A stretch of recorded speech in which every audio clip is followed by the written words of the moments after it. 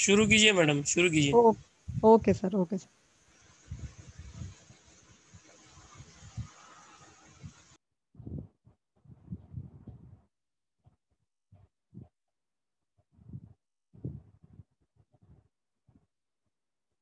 मैं screen share कर रही हूँ सर।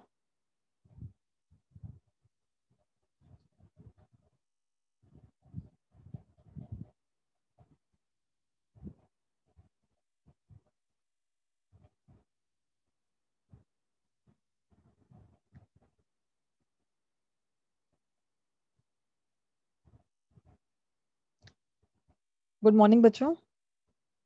आज हम लोग यूनिट सेकंड में लेसन नंबर 8 बातचीत पूरक पठन ये पढ़ेंगे। टॉपिक से आपको समझ में आ रहा होगा कि बातचीत मतलब किसी से वार्तालाप करना, बातें करना। पाठ को, इस पूरक पठन को दुर्गा प्रसाद नौटियाल जी ने लिखा है। सबसे पहले हम लोग लेखक के बारे में थोड़ा सा जान लेते हैं और बातचीत के बारे में जानते हैं कि बातचीत क्या है। आपको पता है, अगर आपको किसी के बारे में कुछ जानना हो, किसी से किसी के बारे में कोई और जानकारी लेनी हो या उसके बारे में आपको अधिक मालूम करना हो, तो आपके पास एक सबसे सशक्त माध्यम होता है बातचीत। यानी अगर आप जब तक किसी से बात नहीं करोगे, आपको ये पता ही नहीं चलता है कि उस व्यक्ति की पसंद क्या है, नापसंद क्या है, उस व्यक्ति की क्वालिटी क्या है, उसमें गुण क्या है, अवगुण क्या है। तो बातचीत जो है वो एक सशक्त माध्यम है, जब कोई व्यक्ति एक दूसरे से बात करके जानकारी हासिल कर सकता है। अब ये प्रस्तुत पाठ जो है पूरक पठन है। पूरक पठन दुर्गा प्रसाद नौटियाल जी ने लिखा है। और इन्होंने इस पूरक पठन में शिवानी जी, जो बहुत बहुत मशहूर प्रसिद्ध लेखिका थी, उनसे बातचीत की है। अब हम लोग पहले दुर्गा प्रसाद नौटियाल जी के बारे में थोड़ा सा जानकारी ले लेंगे। आपको स्क्रीन पे दिख रहा होगा कि दुर्गा प्रसाद नौटियाल जी का जन्म जो है 1942 में पौड़ी गढ़वाल उत्तराखंड में हुआ था और उनकी मृत्यु 2003 देहरादून उत्तराखंड में हुई थी। उनका परिचय जो है, दुर्गा प्रसाद नौटियाल जी सुप्रसिद्ध स्वतंत्रता सेनानी एवं वरिष्ठ पत्रकार के रूप में प्रसिद्ध हैं। राष्ट्रीय स्तर की विभिन्न पत्र पत्रिकाओं में आपकी रचना छपती रहती है। प्रमुख कृतियां इनकी थी नीली छतरी, मेरे जीवन की सफलता के रहस्य, स्वर्ण भूमि की लोक कथाएं आदि। इनके अतिरिक्त विविध अनुवाद थे। तो ये तो हमने अभी लेखक का परिचय जान लिया। अब इसके बाद हम देखेंगे कि वार्तालाप और बातचीत होती क्या है, जिस पूरक पठन के बारे में आपको पढ़ना है। बच्चों, पहले तो पूरक पठन क्या है ये आप जान लो। पूरक पठन जब भी आप पढ़ते हो, तो पूरक पठन का मतलब ये होता है कि पढ़ने के साथ साथ तुम्हें अपने बुद्धि का प्रयोग भी करना है और तुम्हें सोचना भी है। पूरक पठन का मतलब ये, जब हम कोई कहानी पढ़ते हैं तो हम सोचते नहीं, हमसे सुनते हैं उसे। जब हम कोई पाठ पढ़ते हैं तो हमें शिक्षक समझाते हैं और हम उसको समझ के लेते हैं।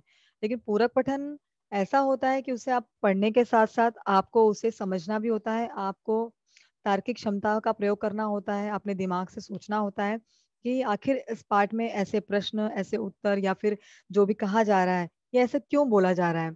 तो आपको उसमें अपने बुद्धि का पूरा प्रयोग करना होता है। जितना हम बता रहे हैं, उतना ही आपको भी अपनी बुद्धि का प्रयोग इसमें करना है। तो इसे हम पूरक पठन कहते हैं, जहां पर विद्यार्थी अपनी बुद्धि का प्रयोग करते हैं और वो भी सोचते हैं कि इसमें हमें क्या करना चाहिए।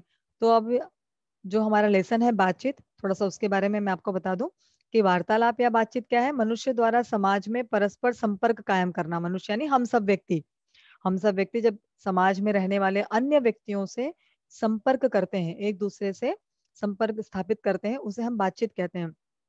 बहुपक्षीय और स्वाभाविक माध्यम। बहुपक्षीय मतलब एक साथ कई लोग बातचीत कर सकते हैं। ये जरूरी नहीं कि सिर्फ मैं बोलूं और सामने वाला सुने, या सामने वाला बोले और मैं सुनूं। ये बहुत लोगों के बीच हो सकती है। और स्वाभाविक माध्यम है, यानी आपको पता है कि हम बचपन से लेकर के मरने तक बातचीत ही एक माध्यम है। चाहे हम घर में अपने बड़ों से बात करें, या बाहर जाकर के लोगों से मिलें, शिक्षकों से बात करें, अपने फ्रेंड से मिलें, या फिर जब हम दुनिया में निकलते हैं, नौकरी ढूंढना, डॉक्टर से मिलना, वकील से मिलना, और किसी से बातचीत करना, यानी हर व्यक्ति से बातचीत ही एक माध्यम है, जब हम उनसे जुड़ सकते हैं और उनसे हम बातें कर सकते हैं। तो स्वाभाविक माध्यम है, इससे मनुष्य अपने विचारों का आदान प्रदान करता है। जब तक, मैंने आपको पहले ही बताया, जब तक कि हम बोलेंगे नहीं, हमें ये पता ही नहीं चलेगा कि मेरे अंदर क्या गुण और अवगुण है और सामने वाले व्यक्ति के अंदर क्या गुण और अवगुण है। तो जब हम बातचीत करेंगे, तो मैं सामने वाले व्यक्ति के बारे में जानूंगी और सामने वाला व्यक्ति मेरे बारे में जानेगा। वार्तालाप विश्लेषण की यह वार्तालाप विश्लेषण की वह शाखा है जो मानव अंतरक्रिया के बनावट और संगठन का अध्ययन करती है, जिसमें वार्तालाप संपर्क विषय प्रमुख होता है। अंतरक्रिया मतलब जब मुझे किसी से कुछ पूछना है तो सबसे पहले मैं अपने मन में वो सवाल बनाती हूँ कि ये व्यक्ति जब मेरे सामने आएगा तो मुझे इससे ये सवाल करने हैं, ये जानकारी हासिल करनी है। वो उस व्यक्ति के मिलने से पहले ही मेरे मन में चलते रहता है। तो हम लोग जब किसी व्यक्ति से मिलते हैं, उससे मिलने से पहले अपने प्रश्नों का एक क्रम बना लेते हैं कि ये व्यक्ति जब मुझे मिलेगा तो मैं ये प्रश्न करूंगी, उससे ये बातें मुझे करनी है, मुझे उस व्यक्ति से ये जानकारी निकालनी है। अब जानकारी निकालने के लिए मुझे किन प्रश्नों का प्रयोग करना है, किस तरह से अपने वार्तालाप को आगे बढ़ाना है, किस तरह से बातचीत करनी है, ये हमारे ऊपर है। अब ये जो पूरक पठन हम पढ़ रहे हैं बातचीत, इसके अंदर ऐसी कोई बातचीत नहीं, इसके अंदर दुर्गा प्रसाद नौटियाल जी प्रसिद्ध लेखिका शिवानी जी से बातचीत कर रहे हैं, उनके जीवन के बारे में, उनके लेखों के बारे में, उन्होंने उनको प्रेरणा कहाँ से मिली, उनके प्रसिद्ध लेखक कौन कौन थे, कब लिखती थी वो, कैसे लिखती थी, आदि बातें उनके बारे में उन्होंने जानने की कोशिश की है। और जान करके उन्हीं बातों को प्रश्न और उत्तर के माध्यम से, बातचीत के माध्यम से आप तक पहुंचाया है उन्होंने। तो अब हम थोड़ा सा इस पूरक पठन यानी इस गद्य के संबंधित थोड़ी जानकारी लेंगे। तो प्रस्तुत साक्षात्कार, साक्षात्कार क्यों हम कह रहे हैं, क्योंकि ये इंटरव्यू है। बातचीत तो है पर साथ साथ ये इंटरव्यू है, क्योंकि दुर्गा प्रसाद नौटियाल जो बातचीत कर रहे हैं वो प्रश्न उत्तर के माध्यम से कर रहे हैं। वो शिवानी जी से प्रश्न पूछ रहे हैं और शिवानी जी उसके उत्तर आपको दे रही हैं। ठीक है, तो ये जो है ये साक्षात्कार है, यानी इंटरव्यू का माध्यम है। अब साक्षात्कार कई प्रकार के हो सकते हैं। आप नौकरी के लिए देने जाते हो, या आपका किसी का एडमिशन होता है तो एडमिशन के वक्त आपका साक्षात्कार होता है। तो जब भी हम किसी से मिलते हैं, यानी नौकरी हो गई या फिर स्कूल के एडमिशन्स हो गए, या फिर कहीं आपने कॉलेज वगैरह के एडमिशन के लिए फॉर्म भरे हैं, या कोई कम्पिटिटिव एग्जाम है उसमें आपने क्लियर कर लिया, उसके बाद आपका इंटरव्यू होता है। तो ये कई तरह के साक्षात्कार होते हैं जिसके अंदर जो हमें अपनी लाइफ में आगे शायद फेस करने पड़ेंगे। आपको भी इसका अनुभव मिलेगा। अभी आप 10वीं में हो, जब आप बड़े हो जाओगे, आप अपनी पढ़ाई कंप्लीट कर लोगे और नौकरी के लिए आप भी अपना आवेदन डालोगे, तो आपको भी ये साक्षात्कार से गुजरना पड़ेगा। और तब आपको पता चलेगा कि साक्षात्कार में किस तरह से प्रश्न उत्तर का एक क्रम बनाया जाता है, और सामने वाले कैंडिडेट से, सामने वाले जो इंटरव्यू देने आते हैं, उनसे किस तरह के प्रश्नों का आदान प्रदान होता है। तो खैर, तो बात की बात है। पहले हम लोग अब गद्य के ऊपर जाएंगे कि गद्य संबंधी क्या इसके अंदर कहा गया है। तो प्रस्तुत साक्षात्कार में शिवानी जी के जन्म, शिक्षा, घर परिवार आदि पर चर्चा की गई है। बातचीत के माध्यम से शिवानी जी के लेखन को प्रभावित करने वाली बातें, अर्थाजन, अर्थाजन यानी कि जो उन्होंने कमाई का क्या माध्यम रखा है, लेखक एवं पाठक के बीच के संबंधों आदि का विशेष विवेचन किया गया है। यानी जो पाठक हैं, जो पढ़ने वाले हैं, और जो सुनने वाले हैं, लेखक हैं, लेखक और पाठक के बीच का विशेष विवेचन किया गया। यानी जो प्रश्न वो कर रही है शिवानी जी उसके उत्तर दे रही हैं, और प्रश्न उत्तर के माध्यम से जो उन्हें लग रहा है कि ये प्रश्न एकदम सही है और सटीक है, वो आपके लिए उन्होंने पाठ में प्रस्तुत किया है। अब हम थोड़ा शिवानी जी के बारे में जानेंगे बच्चों, कि शिवानी जी जो प्रसिद्ध लेखिका थी, वो उनका साक्षात्कार यहाँ पे दुर्गा प्रसाद नौटियाल जी ने क्यों लिया। तो थोड़ा शिवानी जी के बारे में देख लो।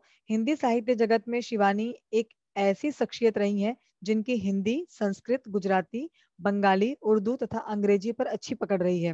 यानी सिर्फ एक ही भाषा में नहीं, इन्होंने अनगिनत भाषाओं में अपने लेख लिखे हैं, अपने उपन्यास लिखे हैं। शिवानी अपनी कृतियों में उत्तर भारत के कुमाऊं क्षेत्र के आसपास की लोक संस्कृति की झलक दिखलाने और किरदारों के बेमिसाल चरित्र चित्रण करने के लिए जानी गई हैं। यानी इन्होंने सबसे ज्यादा लेख जो है वो कहाँ पे लिखे हैं, उन्होंने भारत के कुमाऊं क्षेत्र के आसपास के लोक संस्कृति के बारे में ज्यादा उपन्यास लिखा है, उनके बारे में उन्होंने ज्यादा बताया है। तो ये शिवानी जी के बारे में हो गया। अब आप लोगों को इस पार्ट में जब आप ये पूरा पठन पढ़ोगे तो आपको पता चलेगा कि शिवानी जी का असली नाम जो था वो गौरा था। तो शिवानी जी उन्होंने अपना नाम बदल दिया था। जब वो उपन्यास लिखना उन्होंने शुरू किया तो उन्होंने अपने नाम को शिवानी कर दिया। उनका असली नाम गौरा था। तो गौरा के बारे में थोड़ी सी जानकारी आप ले लो। पूरा नाम गौरा पंत शिवानी, जन्मभूमि राजकोट गुजरात, और जन्म उनका हुआ था 17 अक्टूबर 1923 में। और उनको पुरस्कार भी मिला था, पद्मश्री पुरस्कार से इनको सम्मानित किया गया था। तो ये थोड़ा सा हम शिवानी जी के बारे में, यानी उनका जो असली नाम था उसके बारे में हमने जानकारी हासिल की। अब हम देखते हैं बच्चों, आपको आपके पास किताबें होंगी, आपने किताबों में देखा होगा कुछ महत्वपूर्ण प्रश्न को मैंने अलग किया है। जिसे जानना आप लोगों को ज़रूरी होगा, और जिन महत्वपूर्ण प्रश्नों के ऊपर ही आपको बोर्ड एग्ज़ाम में प्रश्न पूछे जाते हैं या पैराग्राफ्स आते हैं, मैंने उनको ही अलग किया है और उनके बारे में ही मैं आपको बताऊँगी। तो उसमें सबसे पहला प्रश्न जो है कि शिवानी जी, आपके बहुत जो दुर्गा प्रसाद नौटियाल जी शिवानी से पूछ रहे हैं कि शिवानी जी, आपके बहुत सारे पाठक आपका असली नाम नहीं जानते। आपका असली नाम क्या है? और आपके साहित्य उपनाम कब और क्यों रखा? उपनाम यानी कि हर बहुत सारे लेखक ऐसे होते हैं, उपन्यासकार ऐसे होते हैं, जो लिखने के बाद अपना नाम बदल देते हैं। वो अपने असली नाम से अपनी पहचान नहीं बताते हैं। ऐसे काफ़ी लेखक होते हैं। तो शिवानी जी भी उनमें से एक हैं, जिनका असली नाम गौरा था और उन्होंने अपना नाम बदल करके शिवानी रखा, सिर्फ उपन्यास के लिए, अपने लेखों के लिए। तो शिवानी जी इसके उत्तर में दुर्गा प्रसाद नौटियाल जी को बता रही हैं और उनके माध्यम से आपको मालूम पड़ रहा है कि शिवानी जी का असली नाम गौरा है। और वो क्यों रखा उन्होंने, उनका कारण बताया है कि मैंने धर्म युग में 1951 में एक छोटी कहानी मैं मुर्गा हूँ लिखी थी, उसमें शिवानी नाम दिया था। मुझे शांति निकेतन के गुरुदेव रविंद्रनाथ टैगोर के सानिध्य में 9 वर्ष तक शिक्षा प्राप्त करने का सौभाग्य मिला। बंगला में गौरा नाम तो लड़कों का होता है। बंगला की एक पत्रिका थी, सोनार बंगला, उसमें भी मैंने मरीचिका नामक एक कहानी लिखी थी, उसमें भी गौरा नाम था, गौरा नाम छपा था। गौरा नाम छोड़कर साहित्यिक नाम शिवानी रखने के पीछे कोई विशेष कारण नहीं है। जैसा कि शिवानी जी ने बताया कि इन्होंने अपना नाम जो बदला शिवानी, इसका कोई विशेष साहित्यिक कारण नहीं है, लेकिन ये उनके किरदार थे। उस किरदार की वजह से उन्हें ये नाम पसंद आया और उन्होंने लिखा, और साथ में उन्होंने ये भी बताया कि किस तरह से वो शांति निकेतन में जाकर के उपन्यास लिखने के लिए प्रभावित हुई। शांति निकेतन रविंद्रनाथ टैगोर जी का बनाया हुआ एक परिवेश है, जहाँ पर वो खुद लिखते थे। और आज भी आप वहाँ पे जाओगे तो बहुत जाकर के वहाँ बहुत असीम शांति मिलती है, और वहाँ जाके ऐसा लगता है कि हमें भी साहित्यिक क्षेत्र में कुछ करना चाहिए। इसके बाद जो दुर्गा प्रसाद नौटियाल जी ने अगला प्रश्न शिवानी जी से किया कि साहित्य में आप किस किस से प्रभावित रही और किसने आपको सर्वाधिक प्रभावित किया, यानी आपके लेखक पर किसकी सर्वाधिक छाप रही। बच्चों, ऐसा मैंने बताया कि जब भी हम लिखने के लिए शुरुआत करते हैं, चाहे वो कविता हो, चाहे वो लेख हो, चाहे वो उपन्यास हो, चाहे वो कहानी हो, हम किसी न किसी से प्रभावित जरूर होते हैं। ये जरूरी नहीं कि मैं किसी व्यक्ति से प्रभावित हूँ, मैं किसी जगह से प्रभावित हो सकती हूँ, मैं किसी वस्तु से प्रभावित हो सकती हूँ। कभी कभी हमारे जीवन में परिस्थितियां ऐसी बन जाती है कि वो परिस्थितियां भी हमें प्रभावित करती हैं, और हमारी ये इच्छा होती है, हमारे मन से ये इच्छा उत्पन्न होती है कि हमें कुछ लिखना चाहिए, और जो हम महसूस कर रहे हैं या जो हम फील कर रहे हैं उसके बारे में हम कुछ शब्दों के माध्यम से लिखें, ताकि जो मैं महसूस कर रही हूँ उसे बाकी पाठक भी महसूस कर पाए। तो कभी ना कभी किसी न किसी चीज से, किसी व्यक्ति से, किसी जगह से हम प्रभावित होते हैं। ऐसा भी होता है कभी-कभी हम बहुत दुखी होते हैं, उस दुःख से हम प्रभावित होते हैं और हम लिखना शुरू कर देते हैं। कभी-कभी हम बहुत खुश होते हैं और उस खुशी हमें समाई नहीं जाती है, हम उससे प्रभावित होते हैं और हम चाहते हैं कि उस खुशी को हम शब्दों के माध्यम से लोगों तक पहुँचाएँ। जैसे आपने हिंदी फ़िल्मों में देखा होगा कि जब बहुत दुःख होता है तो भी वो गाना गाते हैं, और बहुत खुश होते हैं तो भी वो गाना गाते हैं। यानी उन्हें ऐसा लगता है कि ये गाना जो है एक माध्यम है अपने दुःख और सुख को व्यक्त करने का। अपनी खुशी को व्यक्त करने का। तो इसलिए दुर्गा प्रसाद नौटियाल जी ने शिवानी से ये बहुत अच्छा प्रश्न किया कि आखिर वो किससे प्रभावित हुई। इसके उत्तर में शिवानी जी ने कहा कि वो मैंने बंगला माध्यम से पढ़ा है। बंगला के प्राय सभी स्वनामध्यम लेखकों को मैंने पढ़ा है, अतएव उनका प्रभाव मेरी भाषा पर पड़ा है। भाषा की दृष्टि से बंकिम ने मुझे विशेष प्रभावित किया है। मेरा जन्म गुजरात में हुआ था।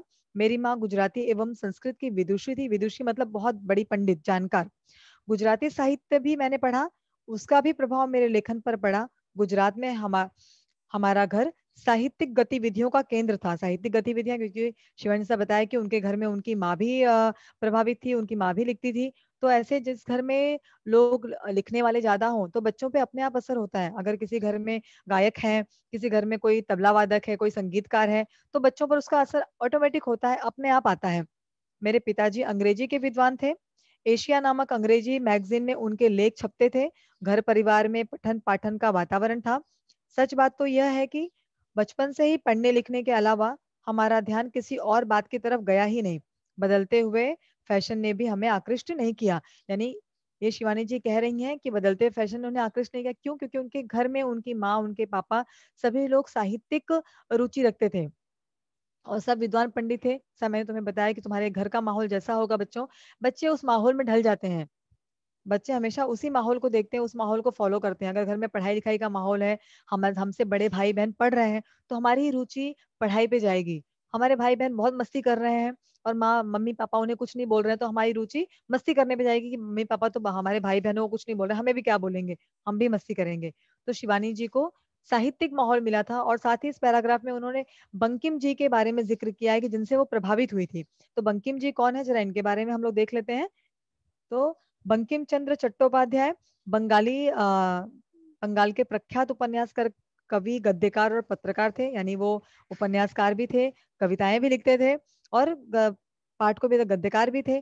भारत के राष्ट्रीय गीत वंदे मातरम की उन्होंने रचना की थी। आपने वंदे मातरम गीत सुना होगा और आपको शायद आता भी होगा, आप गाते भी होगे। तो वंदे मातरम गीत की रचना उन्होंने की थी, जो भारतीय स्वतंत्रता संग्राम के काल में क्रांतिकारियों का प्रेरणा स्रोत बन गया। यानी वो गीत इतना प्रभावशाली था कि जब उस गीत को हम गाते हैं तो हमारा पूरा शरीर जो रोमांच से भर जाता है, देश के लिए कुछ करने की इच्छा जाग जाती है। तो बंकिम चंद्र चट्टोपाध्याय जिन्होंने ये गीत लिखा था, और इनके जन्म और मृत्यु का समय मैंने यहाँ पे ब्रैकेट में आपको दिखाया है कि 20 जून 1838 में ये इनका जन्म हुआ था और 8 अप्रैल 1894 में इनकी मृत्यु हुई थी। तो ये बंकिम चंद्र जी के बारे में है, जिनसे शिवानी जी प्रभावित हुई थी। अब हम आगे बढ़ते हैं, यानी अगला कि फिर दुर्गा प्रसाद नौटियाल जी ने शिवानी जी से अगला प्रश्न किया कि आप अपनी सर्वोत्तम कृति या रचना किसे मानती हैं? क्या लेखक और पाठक की इस संबंध में अलग अलग धारणाएं हो सकती हैं? आपकी क्या राय है? यानी सर्वोत्तम कृति, देखो बच्चों, जब कोई लिखता है, अगर मैं लिख रही हूँ, चाहे मैं कविता लिख रही हूँ, चाहे मैं गद्य लिख रही हूँ, या मैं उपन्यास लिख रही हूँ, या मैं कहानी लिख रही हूँ, मुझे तो मेरी सारी रचनाएं सर्वोत्तम ही लगेंगी, क्योंकि मुझे तो लगेगा कि मैंने जो लिखा है वो बहुत अच्छा लिखा है, बहुत सही लिखा है। हर व्यक्ति को अपनी चीजें बहुत अच्छी लगती हैं, लेकिन फिर भी सभी रचनाओं में कुछ एक ऐसी रचना भी होती है जो हमारे दिल के बहुत करीब होती है और हमें वो बहुत प्रिय होती है। जैसे दुर्गा प्रसाद नौटियाल जी ने शिवानी जी से ये प्रश्न किया कि उनकी सर्वोत्तम कृति कौन सी है। इसके बदले में इसके एवज में शिवानी जी ने आंसर दिया कि उन्होंने उत्तर दिया कि मेरे लिए यह कहना कठिन है कि मेरी कौन सी रचना सर्वोत्तम है। जैसा कि मैंने आपको बताया कि हर लेखक को या कवियत्री को या कवि को अपनी लिखी हुई रचनाएं सर्वोत्तम ही लगती हैं। जिस तरह किसी माँ के लिए उसके बच्चे समान रूप से प्रिय होते हैं, उसी प्रकार मुझे अपनी सभी कृतियां एक सी प्रिय हैं। वैसे पाठकों में अभी तक पाठकों ने जिस कृति को अत्यधिक सराहा है, वह है कृष्णकली। यानी उनकी जो कृष्णकली नामक जो उनका लेख है, उसे पाठकों ने ज्यादा सराहा है। फिर भी यदि आप प्रिय रचना कहकर मुझसे जानना चाहते हैं, तो मैं यात्रा वृत्तांत चिरवैती का नाम लूंगी। चिरवैती एक ऐसा उनका यात्रा वृत्तांत है जहां पर उन्होंने जहां जहां वो गई है वहां वहां की यात्रा का वर्णन किया है। और जाहिर सी बात है कि लोगों को घूमना फिरना बहुत पसंद होता है, इसलिए इनके इस लेख को बहुत ज्यादा सराहा गया, क्योंकि इस चिरवैती में उन्होंने भारत के मास्को तक की यात्रा का विवरण किया है। यानी जहां जहां शिवानी जी गई, वहां वहां की यात्रा का वर्णन इन्होंने लेख के माध्यम से इस उपन्यास में दिखाया है। मेरी प्रिय रचना यही है क्योंकि मैंने इसे अत्यधिक परिश्रम और ईमानदारी से लिखा है। सभी रचनाओं को इन्होंने ईमानदारी से लिखा होगा, परिश्रम करके लिखा होगा, लेकिन चूंकि जब हम कहीं घूमने जाते हैं और अगर किसी ने हमसे कह दिया कि वहां का वर्णन करो, जैसे आपको निबंध आता है कि एक आपकी अविस्मरणीय यात्रा का वर्णन लिखो, तब उस समय आपको उस यात्रा के बारे में हर एक जानकारी याद होनी चाहिए। आप कब गए, कैसे गए, कहाँ ठहरे, क्या किया आपने, उन्होंने क्या खाया, वहां पे क्या पसंद आया आपको, किस तरह से आपने वहां पे अपने दिन गुजारे, वो सारी बातें आपको क्रमबद्ध तरीके से आपको याद होनी चाहिए। और जब हम किसी यात्रा का वर्णन करते हैं, तो हमें वो शुरुआत अपने घर से करनी होती है कि हम किस तरह से, किस माध्यम से वहां तक पहुंचे। तो इसलिए शिवानी जी ने कहा कि इसमें उन्होंने ज्यादा परिश्रम किया है, क्योंकि सारी बातों को ध्यान में रख करके उन्होंने इसका वर्णन किया है। अगला प्रश्न जो दुर्गा प्रसाद नौटियाल जी ने शिवानी जी से किया कि आपके साहित्य सृजन का क्या उद्देश्य रहा है? लोक कल्याण, आत्मसुख, जिसके अंतर्गत धन की प्राप्ति का लक्ष्य भी शामिल हो, या कुछ और? यानी उन्होंने ऐसा प्रश्न किया कि साहित्य सृजन यानी आप किस लिए साहित्य लिखती हैं, किस लिए आप उपन्यास लिखती हैं, लेख लिखती हैं? क्या आप लोक कल्याण के बारे में सोचती हैं, यानी लोगों का कल्याण हो? क्योंकि जब लेखक कोई उपन्यास, कोई लेख, कोई कहानी या कुछ भी लिखता है, कोई गद्य, कोई कविता, जब भी हम कुछ लिखते हैं, तो हमारा सबसे पहला उद्देश्य ये होता है कि जब ये लेख लोगों के सामने पहुंचे, तो समाज में एक नई जागृति आ जाए। समाज में कुछ बदलाव आ जाए। तो इसलिए दुर्गा प्रसाद नौटियाल जी ने शिवानी जी से प्रश्न किया कि क्या आप लोक कल्याण इसका एक माध्यम है कि आप लोक कल्याण करना चाहती थी, लोगों के मन में जागृत, लोगों को जागृत करना चाहती थी, लोगों को जगाना चाहती थी, या आत्मसुख? आत्मसुख यानी कुछ लेखक ऐसे होते हैं जो स्वयं के सुख के लिए लिखते हैं, उन्हें किसी और से मतलब नहीं होता है, उन्हें अच्छा लगता है इसलिए वो लिखते हैं, मुझे अच्छा लगता है इसलिए मैं गाना गाती हूँ, मुझे अच्छा लगता है इसलिए मैं बांसुरी बजाती हूँ। ये ज़रूरी नहीं कि मैं जो बांसुरी बजाती हूँ वो लोगों को भी पसंद हो, पर मुझे अच्छा लगता है, मेरे मन को अच्छा लगता है, मेरी आत्मा को शांति मिलती है, मेरे मन को शांति मिलती है, इसलिए मैं बांसुरी बजाती हूँ। यानी कुछ लोगों की अपनी खुद की चॉइस होती है, मेरी अपनी पसंद होती है। तो कुछ लेखक ऐसे होते हैं जो अपने खुद के लिए, स्वयं के लिए लिखते हैं। इसलिए दुर्गा प्रसाद नौटियाल जी ने पूछा कि क्या आप लोक कल्याण के लिए लिखती हैं या खुद के लिए लिखती हैं, या हो सकता है कि स्वयं के लिए भी लिखती हो, लेकिन इसके अंतर्गत आपको धन प्राप्ति, यानी मैं लेख लिख रही हूँ, वो लेख फेमस हुआ तो मुझे इसके बदले में पैसे भी मिलेंगे, तो पैसों की भी कुछ चाहत आपको है। इसके उत्तर में शिवानी जी ने कहा, मैंने धन संग्रह को कभी जीवन में प्रश्रय नहीं दिया, यानी कभी इसको चाहा नहीं। वैसे पैसा किसे अच्छा नहीं लगता, किंतु केवल पैसे के लिए ही मैंने साहित्य सृजन नहीं किया। देखो बच्चों, पैसा तो हर किसी को प्रिय होता है। ऐसा कौन सा व्यक्ति होगा जो ये बोलेगा कि मुझे पैसा नहीं चाहिए? ऐसा तो कोई व्यक्ति नहीं होगा, जिसके पास बहुत पैसे होंगे, बहुत अमीर होगा, उसे कोई कमी नहीं होगी। शायद वो भी पैसा, कभी अगर उसे पैसे मिले तो वो मना नहीं करेगा। तो शिवानी जी ने कहा कि पैसा तो हर किसी को अच्छा लगता है, लेकिन उन्होंने पैसे के लिए लेख लिखना शुरू नहीं किया। वो कहती हैं कि मैं पेशेवर लेखिका हूँ, अपनी रचना का मूल्य चाहती हूँ। फिर एक बात साफ है कि कोई भी लेखक, लेखिका स्वांतः सुखाए ही नहीं लिखता।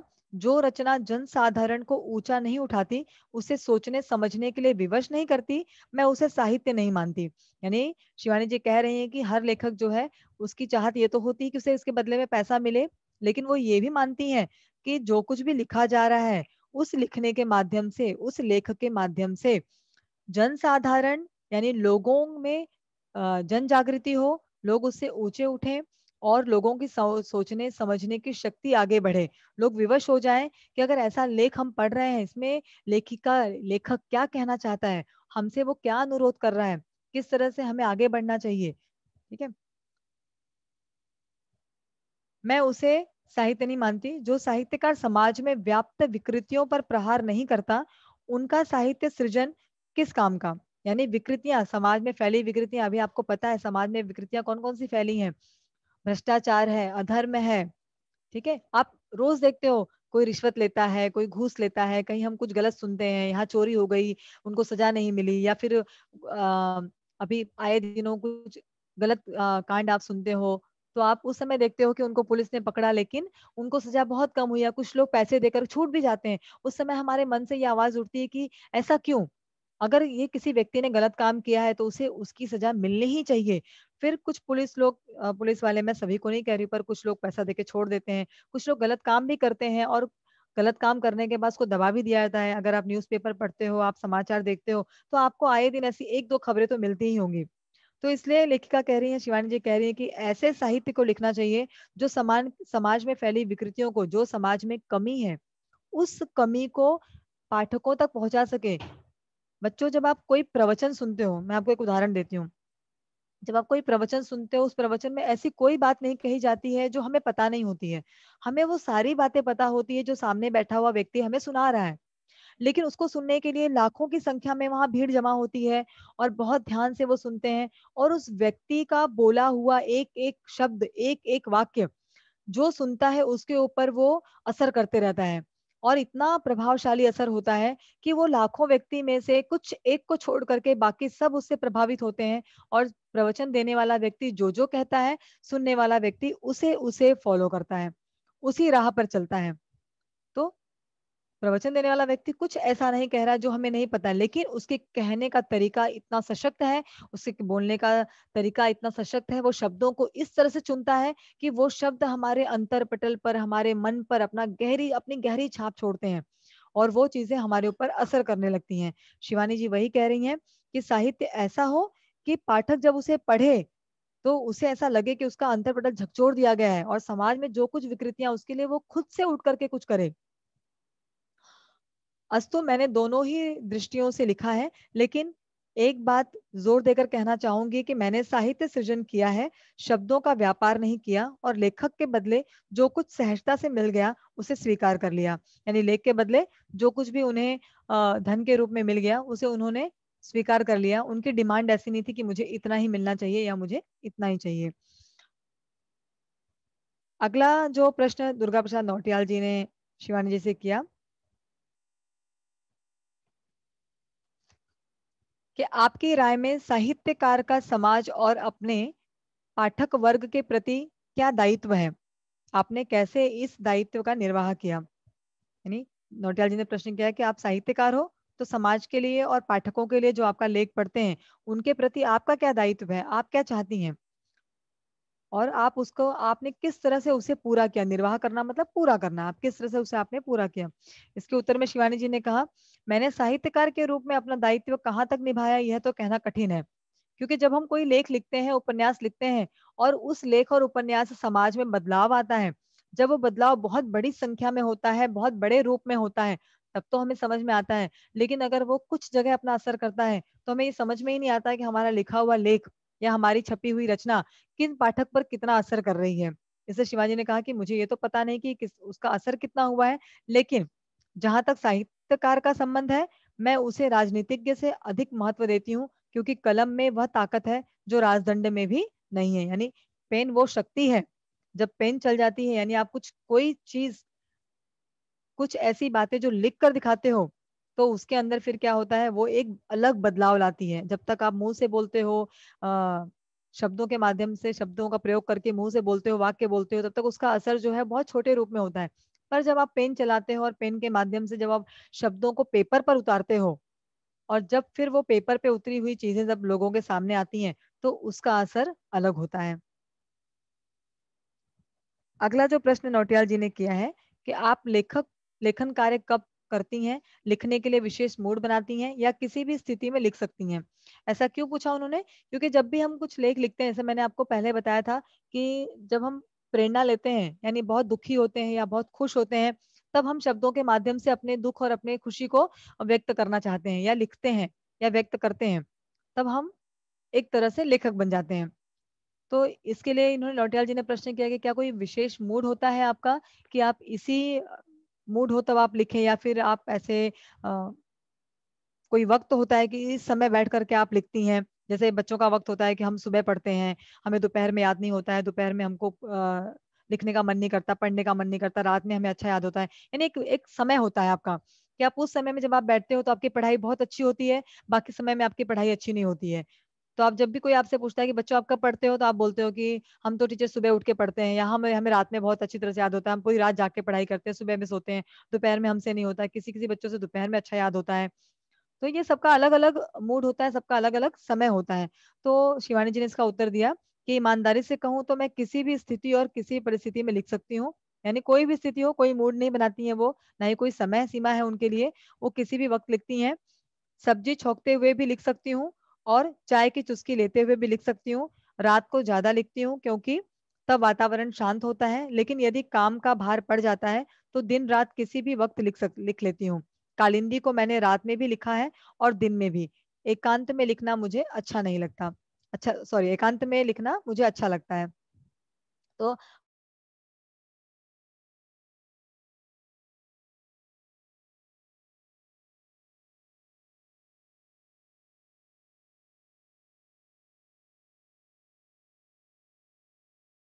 है, तो हमारा दिमाग ज्यादा सोचता है। इसी तरह से बच्चों, जब भी आप घर में आप पढ़ाई करते हो, तो आपको लगता है कि शांति है, अभी सब लोग सोए हुए हैं, सुबह का टाइम है, सब सोए हुए हैं, तो आपको अच्छी तरह से याद होता है।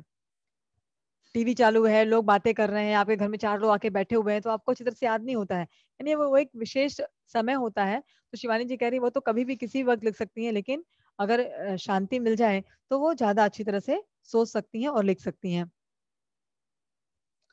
अगला जो उन्होंने प्रश्न किया दुर्गा प्रसाद नौटियाल जी ने, कि एक कहानी को आप कितनी बैठकों या सेटिंग में पूरा कर लेती हैं और लगातार कितनी देर तक लिख सकती हैं। यानी कि एक कहानी कितनी देर में वो पूरा कर लेती हैं, और कितनी सेटिंग, सेटिंग का मतलब होता है जैसे डॉक्टर्स रहते हैं ना, सेटिंग करते हैं कि आपका दांत का ट्रीटमेंट है, आपका बाल का ट्रीटमेंट है, तो आपको इतनी सेटिंग में आना पड़ेगा, यानी इतनी बार आना पड़ेगा। सेटिंग का मतलब होता है कि कितनी बार में। कितनी दफा वो बैठती हैं तो वो कहानी पूरी होती है। तो शिवानी जी ने इसके उत्तर में कहा कि पहले मैं मन में एक खाका बनाती हूँ। खाका यानी कि एक, मैंने अभी आपको बताया ना कि अगर आपको किसी व्यक्ति से मिलना है, उससे बातचीत करनी है, उसे प्रश्न करने हैं, तो आप पहले उसकी तैयारी अपने मन में करते हो कि अगर आपको झगड़ा भी करना है तो पहले आप उसकी प्रिपरेशन अपने मन में करते हो कि मुझे बहुत गुस्सा आ रहा है, अब ये सामने आएगा, सामने आएगी तो मैं इसको छोड़ूंगी नहीं, छोड़ूंगा नहीं। और तो जब ये आप प्रिपरेशन मन में करते हो तो आप ये भी सोच लेते हो कि जब वो व्यक्ति मेरे सामने आएगा तो मैं किस तरह से झगड़ा करने वाली हूँ, क्या क्या बातें हैं जो मुझे उसको बतानी है, क्या क्या चीजें हैं जो मुझे उससे पूछनी है। तो इसी तरह शिवानी जी भी कहती हैं कि जब उन्हें लिखना होता है तो पहले वो एक खाका तैयार करती। खाका तैयार करना मतलब एक लिखने के लिए एक विशेष तालिका तैयार करना, शब्दों का चयन करना, वाक्यों को चुनना, फिर उसे कागज पर उतारती हूँ। यानी जब उनके शब्दों का चयन हो जाता है, वाक्यों का चयन हो जाता है, किस तरह से उन्हें शुरुआत करनी है, तब उससे वो जैसे जैसे बनाती जाती हैं वैसे वैसे वो कागज पे उतारती जाती हैं। खाका बनाकर रफ लिखती हूँ, हमेशा हाथ से लिखती हूँ, यहाँ तक कि अंतिम आलेख तक भी हाथ से ही लिखकर छपने भेजती हूँ। यानी वो टाइप नहीं करती। कुछ होते हैं जो कुछ लेखक हैं जो सोचते हैं और अपने सोच को टाइपराइटर से टाइप करते हुए शब्दों के माध्यम से टाइप करते आते हैं, लेकिन शिवानी जी कहती हैं कि वो लिखती हैं और अंत तक जब तक उनका लेख पूरा नहीं होता है वो पेन के माध्यम से कागज पर लिखती आती हैं और उसके बाद वो छपने के लिए भेजती हैं। एक कहानी लिखने में मुझे 15-20 दिन लग जाते हैं। लिखास लगती है तो लिखती हूँ। मैंने 10-12 सदस्यों के परिवार में भी लिखा है और जब बच्चे छोटे थे तब भी खूब लिखा है।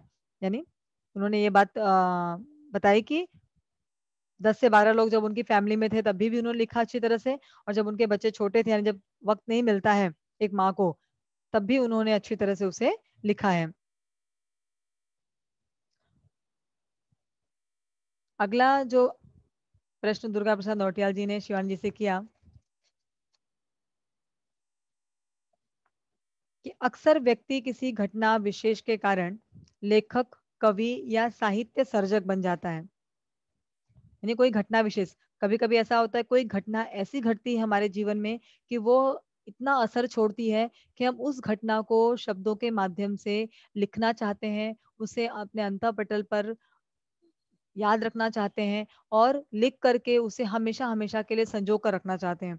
इसलिए नौटियाल जी ने शिवानी से प्रश्न किया कि किसी व्यक्ति में कभी कभी कोई घटना ऐसी होती है जो उसके मन पर असर करती है, कवि या साहित्य सर्जक बन जाते हैं, आपके लेखिका बनने के पीछे क्या कारण है। तो उन्होंने उनसे पूछा कि आपने ऐसा क्या, ऐसी कौन सी घटना आपके साथ घटी कि आप जो है वो लेखिका बनी है।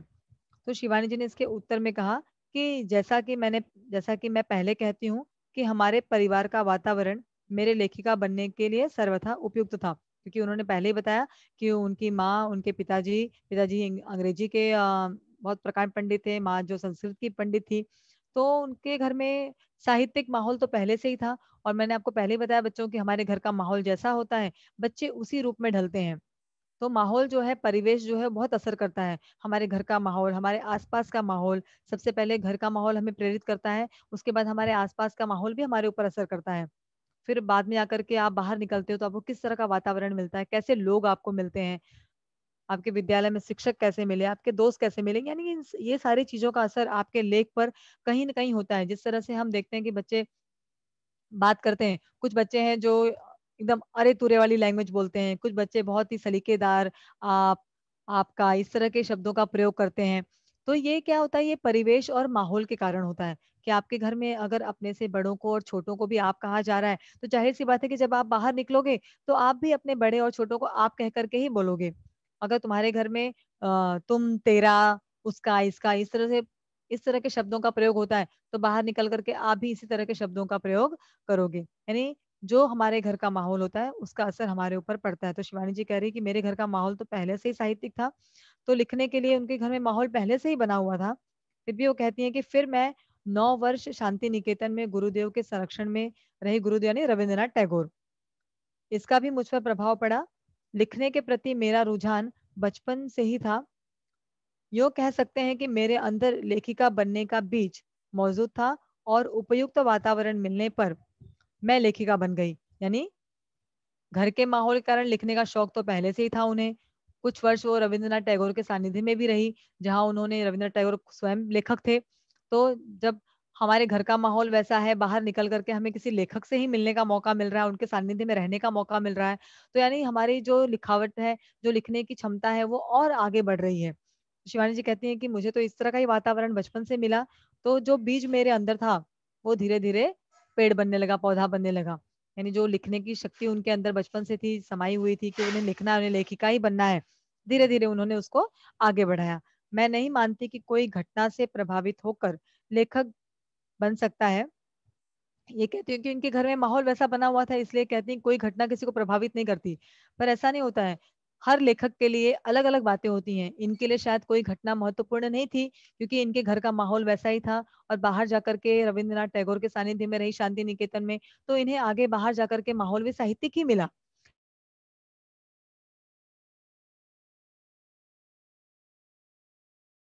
लेकिन कई लेखक ऐसे होते हैं, गम इस प्रकार की चीजें जो उनके सामने होती हैं या उनके अपने घर में होती हैं, उन्हें लोग ऐसे मिलते हैं, तो वो शब्दों के माध्यम से अपने चीजों को बताते हैं। उदाहरण के लिए, किसी प्रियजन की मृत्यु से दुखी होकर कोई सन्यासी तो बन सकता है, किंतु लेखक नहीं बन सकता है। ये उन्होंने उदाहरण दिया कि कोई प्रियजन यानी कोई हमारा बहुत खास, जैसे हम बहुत प्यार करते हैं, हम बहुत चाहते हैं उसे, और उसकी मृत्यु हो जाए, तो उसकी मृत्यु में व्यक्ति दुखी हो सकता है, लेकिन लेखक नहीं बन सकता है। ठीक है, बहुत सही बात कही उन्होंने कि किसी प्रिय व्यक्ति की मृत्यु पर हम लेखक नहीं बन सकते, क्योंकि उसके दुख में हम केवल दुखी होते हैं। लेकिन जब कोई प्रिय व्यक्ति अगर मर जाए, अगर इसको दूसरे शब्दों में हम लें, ठीक है, शिवानी जी ने अपने उन्हें उनके मन में क्या था, ये उन्होंने अपने अपने मन के माध्यम से जो उन्होंने सोचा वो आपको बता दिया। लेकिन मैं ये मानती हूँ कि अगर किसी प्रिय व्यक्ति की मृत्यु हो जाए और मुझे उस व्यक्ति की कुछ बातें बहुत अच्छी लगती हैं, उसने जीवन में अब तक क्या क्या अचीव किया, क्या क्या अर्जित किया उसने, और क्या करना चाहता था, किस तरह से उसने अपने परिवार को आगे बढ़ाया, अगर मैं उसे किसी लेखक के माध्यम से बताना चाहती हूँ, तो मैं लिख सकती हूँ। मैं क्यों नहीं लिख सकती हूँ? अगर कोई प्रिय व्यक्ति है और उसकी मृत्यु होने के बाद मुझे ऐसा लगता है कि मुझे उसके बारे में लोगों को बताना चाहिए, लिख कर बताना चाहिए, एक लेखक के माध्यम से बताना चाहिए, तो मैं डेफिनेटली एक लेखिका बन सकती हूँ। तो शिवानी जी ने ये अपने तरीके से सोच करके आपको बताया। ये जरूरी नहीं कि हर लेखक ऐसा हो, सभी लोगों के लिए लिखने के माध्यम अलग अलग होते हैं। जिससे मैंने आपको बताया कि आप पिक्चर देखते हो तो उसमें खुशी में भी हीरोइन गीत गाती है, हीरो गीत गाते हैं, दुखी होते हैं तो भी वो गीत गाते हैं। अब हम ये बोलेंगे कि यार जब व्यक्ति खुश होता है तो इतना खुश होता है कि उसे गाना वाना तो सोचता ही नहीं है। जैसे अगर आपकी परीक्षा का रिजल्ट निकल जाए, अभी आप 10वीं में हो, और समझो आपका रिजल्ट निकल जाए और आप 95% आ जाए आपका, आप एकदम टॉप कर लो स्कूल में, आपके स्कूल में आप टॉपर रहो, तो खुशी के मारे जब आपको ये बात पता चलेगी तो शायद दिन भर आप इतने खुश रहोगे कि आपको भूख भी नहीं लगेगी। आप इतने खुश हो जाओगे, आपको लगे किसको बताऊं, किस किस को बता दूं, हर किसी को बता दूं। और आप इतने खुश रहोगे कि आप जब बाहर निकलोगे तो आपको लगेगा कि पूरी दुनिया, पूरा माहौल जो है वो खुश है। तो हर व्यक्ति के लिए खुशी या दुख, उस व्यक्ति का अपना एक अलग उसका महत्व होता है। और जैसा मैं सोचती हूँ, ये जरूरी नहीं कि सामने वाला व्यक्ति भी उसको उस तरह से सोचे। ठीक है, मुझे तकलीफ है तो वो तकलीफ मेरे लिए ज्यादा है, सामने वाले व्यक्ति के लिए वो सहानुभूति का एक माध्यम है, उसके लिए वो तकलीफ नहीं है। वो आपसे सहानुभूति रखेगा, आपकी तकलीफ में वो दुखी नहीं होगा, वो सिर्फ आपको दिखाएगा, महसूस कराएगा मैं आपके साथ हूँ, मैं आपके पास हूँ, लेकिन तकलीफ तो आपको अकेले ही झेलनी है। तो ये शिवानी जी का अपना एक मत था। लेकिन इसका दूसरा पहलू ये भी है कि बहुत सारे लेखक बहुत जो लिखते हैं, कभी कभी वो घटना और परिवेश से प्रभावित होकर लिखते हैं। तो इस तरह से बच्चों, ये जो है मैंने आपको बातचीत, इस पूरक पठन में जो महत्वपूर्ण प्रश्न थे उसको मैंने लिया, और ये जो महत्वपूर्ण प्रश्न मैंने आपको समझाए, कराए, बोर्ड की परीक्षा में इसमें से ही पैराग्राफ आते हैं। और बोर्ड एग्जाम के हिसाब से ये लेसन इतना ज्यादा इम्पोर्टेंट नहीं है, लेकिन हम कहते हैं कि बोर्ड की परीक्षा है, सब कुछ आ सकता है, हमें सब कुछ पढ़ना है और सब कुछ को लेकर चलना है। तो इसलिए मैंने इसमें से वही पैराग्राफ को छाटे जिसमें से बोर्ड एग्जाम में प्रश्न पूछे जा सकते हैं।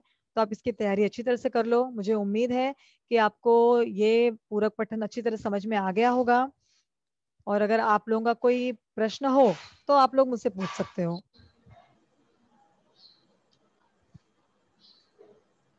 हाँ अंकित दुबे, आपको कुछ प्रश्न है? Hello ma'am. Hello ma'am. Hello ma'am. हाँ बेटा बोलो। Hello ma'am. हाँ बेटा बोलो। मैम मैम आपने रुझान का मतलब क्या बताया? रुझान का मतलब? रुझान का मतलब कि मुझे किसी व्यक्ति से एकदम लगाव हो जाना, किसी व्यक्ति से, किसी वस्तु से, किसी परिवेश से, किसी जगह से बहुत लगाव हो जाना। जैसे आप गांव जाते हो, आपको गांव से बहुत लगाव हो गया, तो वो उसे हम कहते हैं रुझान होना, यानी आप बार बार वहां जाना चाहते हो। कभी कोई काम आपको ठीक है बहुत प्रिय मैम। होता है, उस काम को आप बार बार करना चाहते हो, तो उस काम के प्रति आपका रुझान हो गया, आपको वो पसंद आने लगा। ठीक है। और पठवर्ग? हाँ बेटा। पठवर्ग, पठवर्ग। पठ वर्ग नहीं, पाठक वर्ग में जो पढ़ते हैं, एक एक वर्ग के लोग होते हैं जो पढ़ते हैं। जैसे हम कहते हैं ना, कुछ विद्यार्थी होते हैं जो पढ़ाई में बहुत आगे होते हैं, तो उनका अपना एक ग्रुप बन जाता है कि वो सिर्फ पढ़ाई करते हैं। कुछ बच्चे होते हैं क्लास में जो बहुत मस्ती करते हैं, तो मस्ती करने वाले बच्चों का एक अलग वर्ग बन जाता है, वो हमेशा मस्ती करते हैं। ठीक है, इन्हें ठीक है डिवाइड मैम। करना, उसको एक वर्ग में डिवाइड करना, अलग अलग करना। वर्गीकरण करना। हाँ। Thank you ma'am. और किसी को कुछ पूछना है?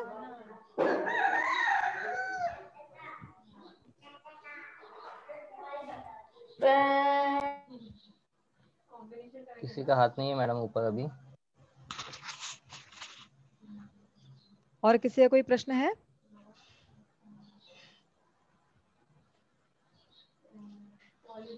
नहीं दिख रहा है मैडम किसी का प्रश्न।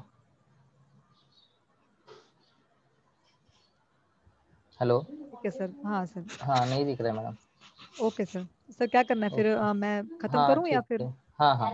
हाँ क्लोज कर ओ, दीजिए। Okay sir. Thank you sir. Okay. All the best बच्चों।